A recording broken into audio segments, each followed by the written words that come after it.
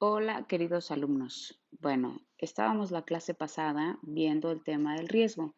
Voy a retomar algunas cosas para que puedan hacer la tarea que sigue.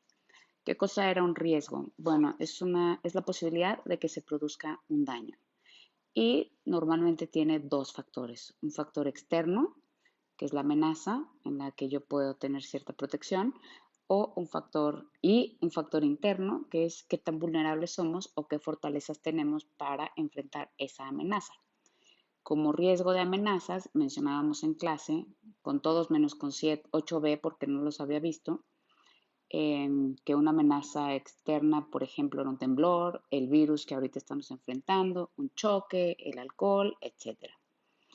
Y dentro de los factores internos, que es qué tan vulnerables somos o qué fortalezas tenemos ante la amenaza, están, por ejemplo, la edad, el estado general de salud, el lugar en el que estás, etcétera.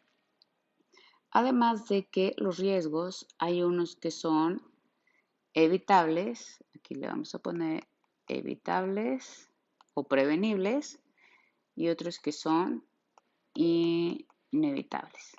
Y nuestro tema específicamente son los riesgos y las conductas riesgosas en la adolescencia. Entonces, ok, vamos a empezar por las características que son propias de su edad que los hacen particularmente vulnerables ante ciertas amenazas externas. Está la edad que tienen, que son ingenuos y les falta experiencia, que tienen un gran deseo de pertenecer, que los lleva a tomar malas decisiones, que suelen no medir las consecuencias de sus actos o minimizar los riesgos, que caen en retos por presión social, por ese mismo deseo de pertenecer, que no han alcanzado su pleno desarrollo físico ni psicológico y que pueden tener una mala comunicación con adultos. En general, esos eran los factores que veíamos que pueden aumentar la vulnerabilidad ante los riesgos. Bueno, ya que vimos la parte como interna de vulnerabilidad ante el riesgo, vamos a ver ante qué amenazas están expuestos o pueden estar expuestos los adolescentes. Quizás no se identifiquen con todas, pero son las que se consideran propias de la edad. Tenemos las adicciones a cualquier cosa, al vape, al alcohol, al tabaco, a las drogas, a la tecnología, a la pornografía, a lo que ustedes digan. Tenemos enfermedades psicológicas como la ansiedad, la depresión, el insomnio, etcétera. Trastornos de la alimentación, bulimia, anorexia, vigorexia, que están bastante generalizados. Ser parte de la delincuencia debido a malas influencias, y no crean que delincuencia se refiere solo a crimen organizado, sino a delinquir, a hacer algo que ustedes saben que es incorrecto o que es ilegal y que puede ponerlos en riesgo a ustedes o a alguien más. Tenemos el embarazo, tanto embarazarse como embarazar a alguien, y las enfermedades de transmisión sexual, que pueden ser incluso mortales, como el SIDA. Tenemos el riesgo de ser engañado, estafado y robado. Tenemos el fracaso o la deserción escolar en su extremo más grande. Secundaria es la etapa en México en la que empieza la deserción escolar y llega a un pico. La pérdida del sentido de la vida, el suicidio o tomar parte o ser víctima de la violencia y o del uso de las armas. Entonces, pues son muchas las conductas riesgosas a las que pueden estar expuestos los adolescentes que están así perplejos y sin saber qué hacer, como estos que están aquí. Bueno, entonces, ¿qué llevamos hasta ahora? Tenemos los riesgos que tienen factores externos e internos. Dentro de los factores externos está la amenaza y la protección, que no hemos visto. Y dentro de los factores internos está la vulnerabilidad y las fortalezas.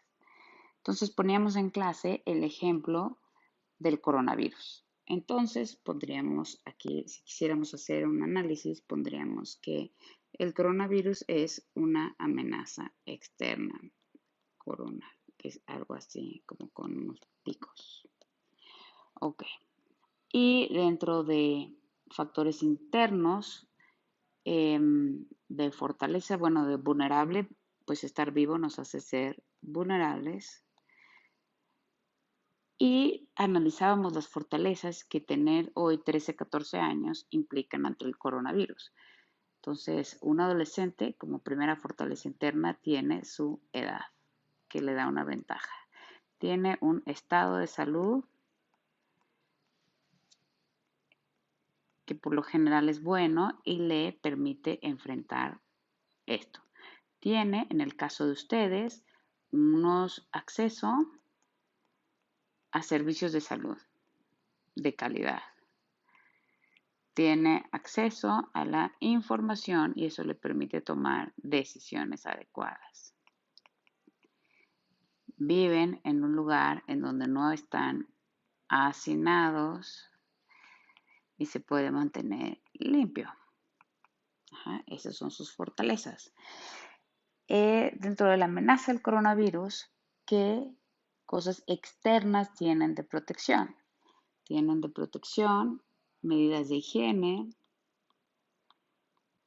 higiene, tenemos de protección la experiencia en otros países que nos ha permitido tomar mejores decisiones.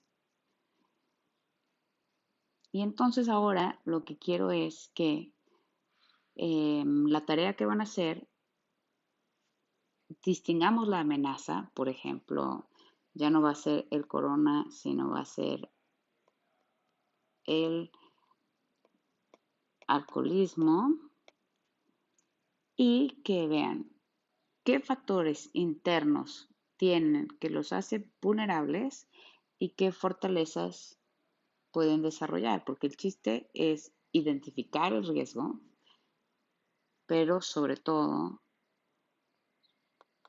disminuirlo. Hay muchos riesgos que no los vamos a poder bajar a cero, por ejemplo el coronavirus, pues no lo podemos bajar a cero, pero lo podemos disminuir muchísimo. Entonces, de eso se va a tratar la tarea. Espero que haya quedado claro. Chao.